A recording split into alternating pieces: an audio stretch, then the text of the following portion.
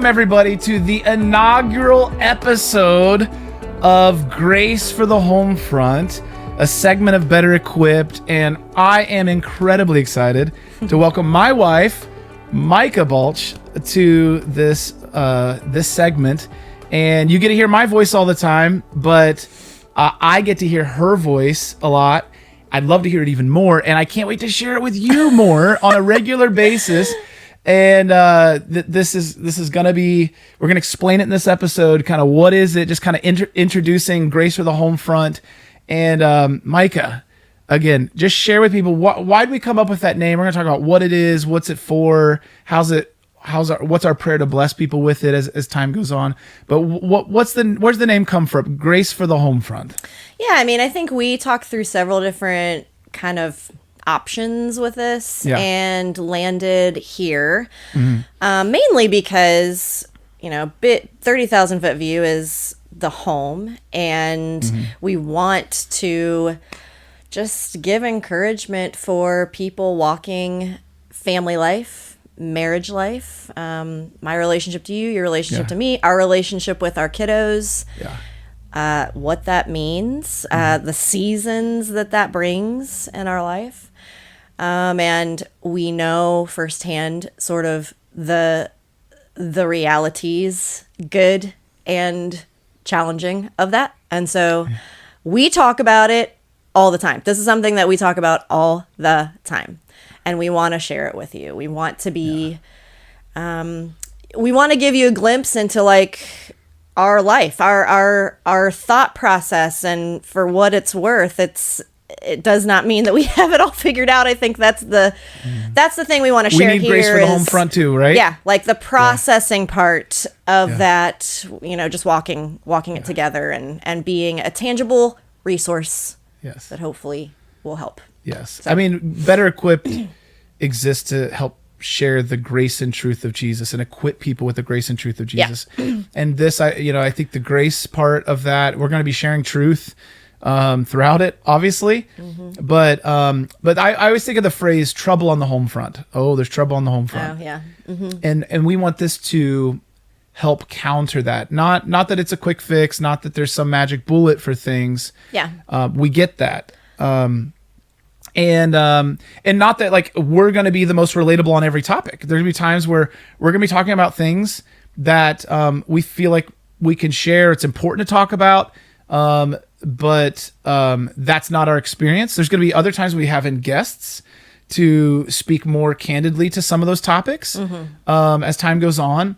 Things that we don't have expertise in. Yeah, and it's just like that we're learning. We're learning from them. So. Exactly. But between our experiences, we get to have conversations for we've been married 15 years, so like almost. We've talked. We're like less than 2 weeks out from about a week out, week and a half out from 15 years. So, which is super exciting. So, but we've talked with a ton of people. We've got our own parents and their stories. We've got lots of friends and family. We've done a lot of life in ministry together, and walked with a lot of people. Yeah. And then we've got our own kind of journey as in marriage and family and kids and parenting and just our own faith journey. And so we want to really infuse that faith into all these aspects, because when there's trouble on the home front, it really affects everything. It's hard to kind of ignore it. It's something that can permeate a lot of the other spaces in our life. When things aren't right at home, and home meaning like you might be single. Okay, that's still the home front. Right. You might be married. You might be divorced. You might have kids. You might have no kids. You might have lost a loved one. You might be struggling with, infertility stuff. Like it's still the home front. Yeah. And I think that's one thing I loved about that word was the home front. It's not just like, hey, you've been married once. You're still married. You've got 3.5 kids or 2.5 kids, and like this average like. This is the home front for everybody. We all have our home front. Yeah, it's home base. And we all need the grace, the truth of Jesus. So both of those for us are just tandem. They are inseparable to us. They function as two sides of the same coin, but they are different yet intertwined in such a inseparable way.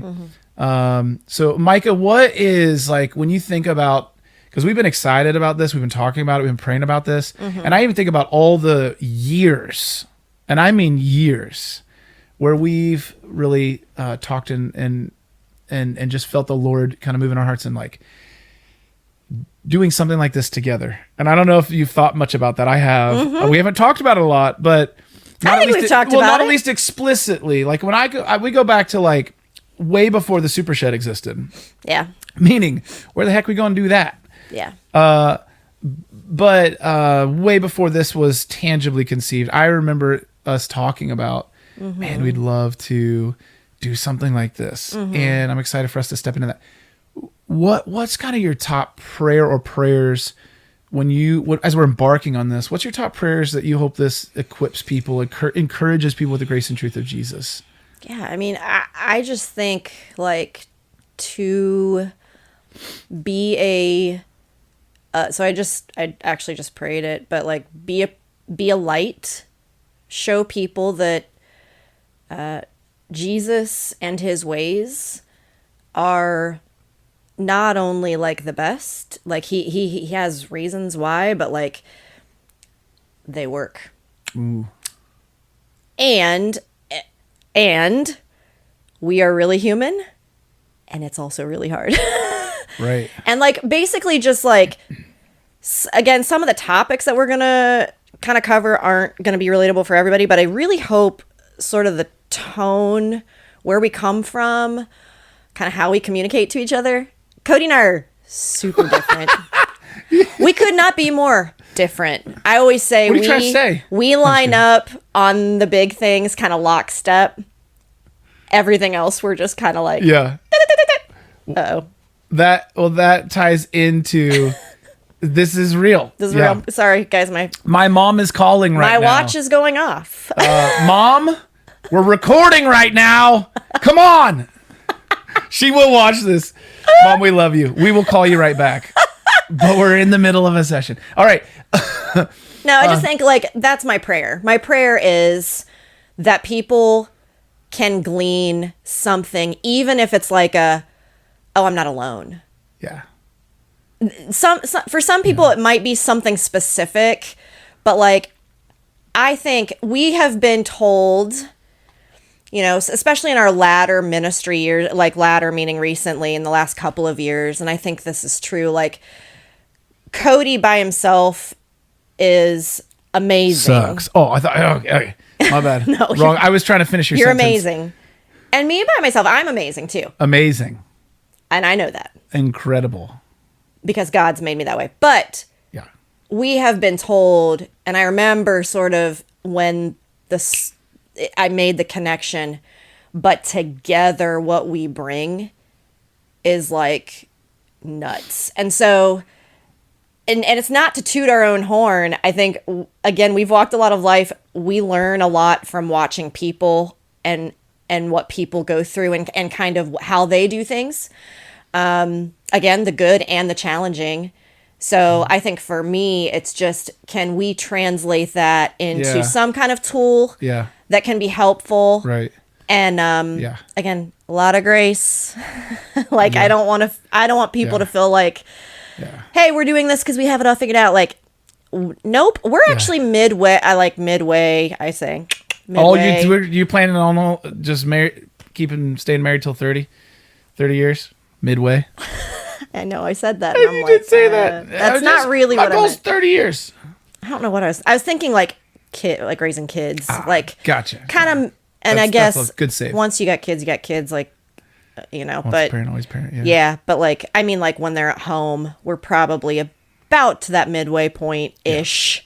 Yeah. So I guess that's how I was thinking, but I get you. We got a lot of learning to do. Yeah. Oh, absolutely. We are not done. We've not arrived. Yeah.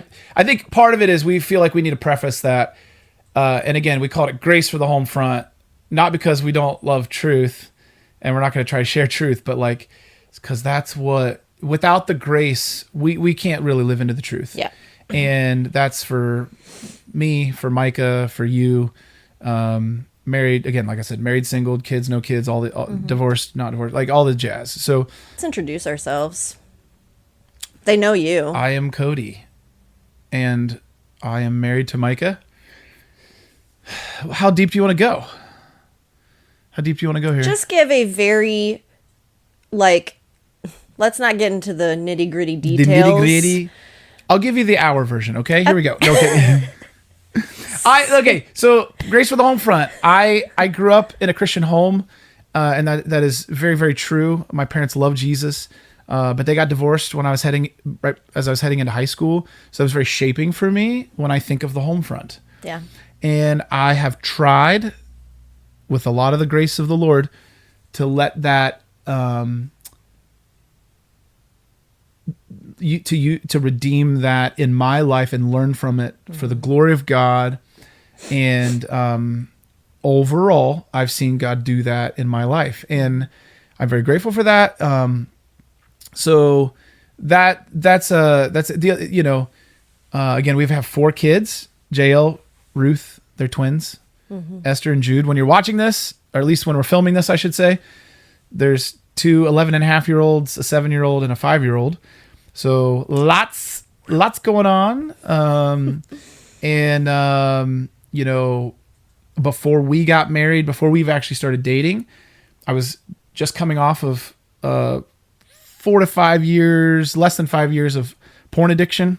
It's a huge part of my testimony, and something that I think is, a lot of people on the home front deal with, men and women, and both either actively looking at it or the damage done to themselves or to others relationally. So just kind of throwing that out there as just a high level part of my story. Yeah. But I care deeply about being a husband. I care deeply about being a father, and not just being them, but really trying to be a shepherd of the home in a grace and truth type of way. So that's what I'm kind of pursuing. And I need the Lord to shepherd me in that, and other brothers and sisters to help model that and speak that into my life. So how about you, Micah? Thank you. I'm Micah. I am Cody's other half. Way better half. But yeah, I mean, I grew up in a Christian home too. I grew up in a pastor's home, and then I married a pastor. I don't know who does that. You do. Not many. You do. I did. I never thought that I would do that. But I did. And joke's on you.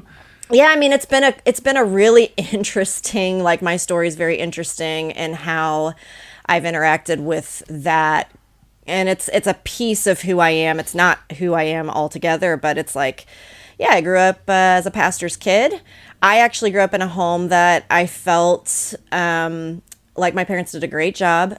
They weren't perfect people, but they did a great job of kind of teaching the gospel and modeling faith in their own unique ways. Again, my parents are very different from each other. But, taught me who Jesus was, and just walked a relational road with Jesus that I could have a front row seat to. And I had a really good experience. I have 2 younger sisters. We are still extremely close, and they've got their own stories that they have let Jesus have. You're So the oldest of those. I'm the oldest of I'm 3. a middle child with an older brother, Zach, and a younger sister, Courtney. Yep, I've got I'm the oldest of 3 girls. So I've got Megan, who is a few years, 2 years younger than me, and then Mallory, a few years younger than her. So yeah, I grew up in a home where, and there is. My mom's like, if they ain't She's answering, coming. I'm showing up. I love it. It's just funny. She doesn't know we're recording, okay? She has no idea. All right. We'll be back.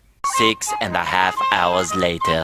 And we're back. We're back. Micah, your upbringing really, it shaped you. All of our upbringings have shaped us. And then now we're like, living out as adults. How do we continue on that journey that was started for us in a good way?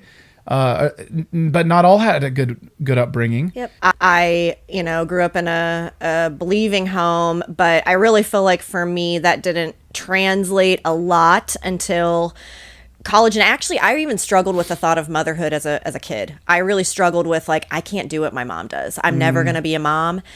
And even getting married, I mean, our story is really sweet, and it's a beautiful story. We'll share it sometime. Let's share it sometime. Let's make that an episode. We will. We'll share it. But I think even the idea of marriage for me, I just couldn't conceptualize doing things how my parents did them. And I wasn't my mom. I knew I wasn't going to do things the way my mom did, and so I just had a hard time. And now, the Lord blessed us with twins right off the bat. And so you're kind of like knee deep in it, whether you want to or not. And I think I needed that. I think I needed that little, you can do this. It's going to be hard, but you can do it. And so, yeah, I mean, I just think the journey that the Lord has had me on in the ways that he's transformed me, not only in relationship with you, because that's its own like mirror, really. But once kids came along, that even leveled way up for me, and kind of what that has done transformatively for me in my life. Yeah. Things that I've really had to reconcile and wrestle through. Right. So, yeah, I mean, I think everybody's on their own journey that way. It doesn't always look like you're going to have 4 kids and a spouse. But yeah, I think we all have that to do in our life. Definitely. Yeah. Well, thanks for sharing. Again, we've got our stories. They're unique to us. In some ways, they might resonate with some of your story and background, but the goal for us isn't to like, hey, we can resonate and I personally identify with everything you've ever gone through. But the grace and the truth of Jesus never changes for any of us. That's what we all need, no matter our backgrounds, our stories. And so, we really hope this segment of Grace for the Homefront really encourages you and really helps equip you with the grace and truth of Jesus wherever you're at on the home front in your life, where the rubber meets the road. Every day you wake up, that's the home front you have. Whether you like it or not, whether you like this season of life you're in or not, whether you can feel content or not content, or healthy or not healthy, we still all need the grace and truth of Jesus. I want to share something kind of as we close this episode, and it's from Ephesians chapter 4. And the reason I share this is not only it's pertinent for all of us, but also it's hanging above our bed. And I'm going to read kind of the first few verses of Ephesians chapter 4, because it really is what it takes for any healthy relationship. So that's in general. And the Apostle Paul says, as a prisoner for the Lord, okay, so he's an apostle in prison for the Lord, he says, then I urge you to live a life worthy of the calling you have received. That's a calling that is not unique to you. That is a calling that all believers share under the lordship of Jesus. He says, be completely humble and gentle. Be patient, bearing with one another in love. It takes a lot of bearing with in relationship. Yep. Make every effort to keep the unity of the Spirit, capital S, the unity of the Spirit through the bond of peace. He goes on to say that we all share the same Lord and many other things. And so I want you to keep that in mind as you're journeying through your life in the midst of your home front and the specifics of what that looks like. And then in these episodes, I want you to keep that in mind. It's going to take grit. It's going to take bearing with. It's going to take patience. It's going to take a lot of love. It's going to take a lot of grace. And that's just, there's no shortcut around that. There's no shortcut around that in relationship. There's no shortcut around that in your walk with the Lord in that relationship, and in healing and health and what it takes to really live life and life to the full that Jesus has come to give us. So thanks for listening in. Listen, if you haven't yet, hit subscribe, not because we get $0 from you hitting subscribe, but it's to keep you in the loop, keep it on your feed, keep it up in front of you. It helps other people know about stuff like this, so you can hit share it, whatever, text it to somebody, say, check this out. Or you can share it on social media. You can do whatever you want to do. But if you have any questions at any point, reach out to me, which can reach out to us at betterequippedwithcody@gmail.com. And that is a way that you can just let us know if you have any questions. Maybe it's a suggestion for an episode topic. just things like that. We want to encourage you. Maybe it's something that Micah and I can really specifically and more personally off camera encourage you with and kind of counsel you through. And so, listen, we love you with the love of the Lord, whether we know you or not. And we are praying for you to have more and more grace for the Homefront. We'll see you on the next episode.